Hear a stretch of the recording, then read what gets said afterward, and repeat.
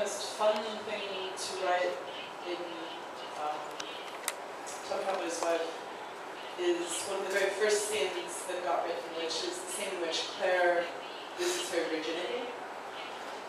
Because before I wrote that scene, I didn't really have proper characters. They were just these people with names. And at the end of writing that scene, something fairly significant had happened to them. And I suddenly knew who they were.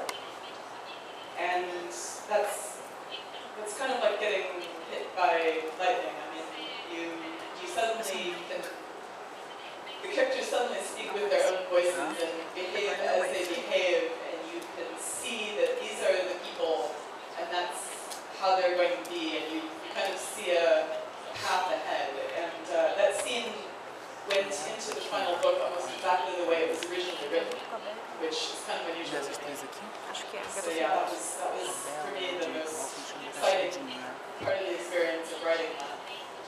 I'm sorry, I forgot the first question. Qual a mais importante mensagem do Estranho Simetria? I would say that both of my books are essentially about living in the moment. The characters who do best in Symmetry are the people who are not lost in the past, the ones who are most present to what's going on around them. Those are the people who eventually have good endings. And the characters change over the course of the book, so at the beginning some people who are not very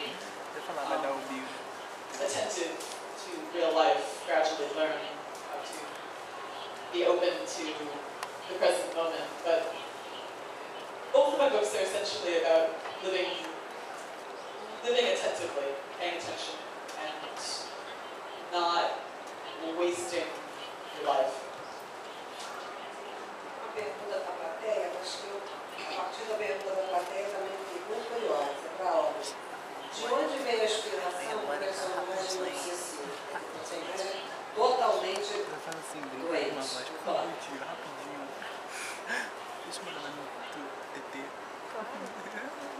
I was dating him.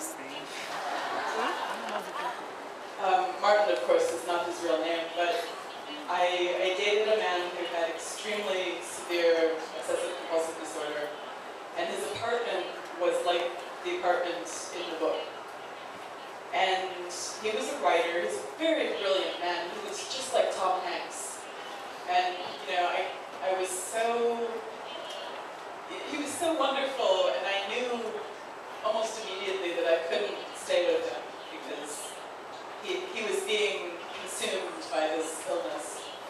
But he's a wonderful person with a good outlook on life, and he was able to explain to me very beautifully what it is like to live with compulsions and what it's like to have to obey the voices in your head. I mean, I hope someday one of his own books gets published because they're quite wonderful, but he writes manuscripts that are 4,000 to 5,000 pages, so he can't stop. But anyway, yeah, that's what Martin. Deixa eu fazer a pergunta para mim. De todos os seus personagens, qual aquele que você escreveu que é mais próximo do personagem real com o qual você conviveu, qualquer coisa assim? Bom, é que alguns personagens que eu já escrevi, sobre os quais eu já escrevi, né, eles são inspirados em pessoas da minha própria família. Quando eu fui escrever O Amor de Para Terezinha, era a história do meu avô, a história da minha avó. E eu acho que meu avô, né, eu na verdade estudei meu avô, pouca gente também estudou seu avô, eu estudei meu avô profundamente para poder escrever um romance sobre ele. Agora, dos personagens que eu nunca olhei para ninguém para criar, o que eu mais gosto mesmo é o meu primeiro personagem, se chama Apolinário Flores, que é o perfumista dessa história aí de um grande amor, O Anjo e o Resto de Nós, que é um perfumista maluco, assim, que desvenda o mundo através do olfato, e um dia ele está andando por uma rua e faz sente um cheiro, segue atrás, entra num bazar, num armazém, e a moça que está atendendo no balcão é a Rosa, e ele se apaixona pelo cheiro dela e casa com ela. E aí começa toda a história dessa família. Então, esse é o personagem que eu mais gosto até hoje, de todos que eu já fiz. O primeiro. Só uma última pergunta para a gente. O primeiro personagem a gente nunca esquece, né? Como é que é a mulher escrevendo sobre personagens masculinos e sentimentos masculinos? Quando vocês leem um romance de um homem falando de personagens e sentimentos femininos, vocês pensam, isso está tudo errado? Como é que esse cara conseguiu escrever tão certinho? Bom, eu moro numa casa de homens hoje em dia, né, minha cara? Eu sou mãe de 2 filhos e meu marido, então, na verdade, só aplico as minhas experiências diárias, né? Só homens, eu sou a única mulher lá no meio.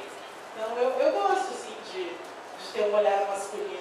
E tem personagens como o Apolinário, que era um homem completamente maluco, que eu acho que são muito engraçados. Assim, é uma liberdade pensar como homem, às vezes, né? A gente tem sempre uma mulher. One thing that's very lovely about being a writer is that it's a good excuse to be nosy. And not only do I get to ask my ex-boyfriends and male friends and my dad all these fairly intimate questions and actually expect that they might help me out by answering. But there's also 2 things that happen to the women in my books that I've never experienced. I've never had a child. I don't know what it's like to be pregnant. And so Claire, there's a whole section in my first book where Claire is desperately trying to have a baby and she's pregnant and all these things happen to her that I just don't know firsthand. So I had to do exactly the same sort of questioning that I would if I was talking about something, you know, like obsessive compulsive disorder that I just don't know about. I mean, it's so lovely when you're a writer because you have such great excuses to expand your own knowledge of other people.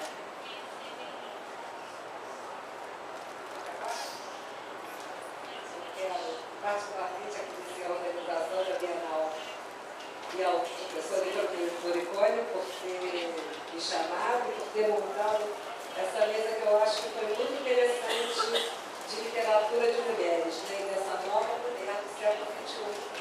Que pode se permitir pensar como homem e continuar a ser mulher. Muito obrigada, Letícia. Muito obrigada.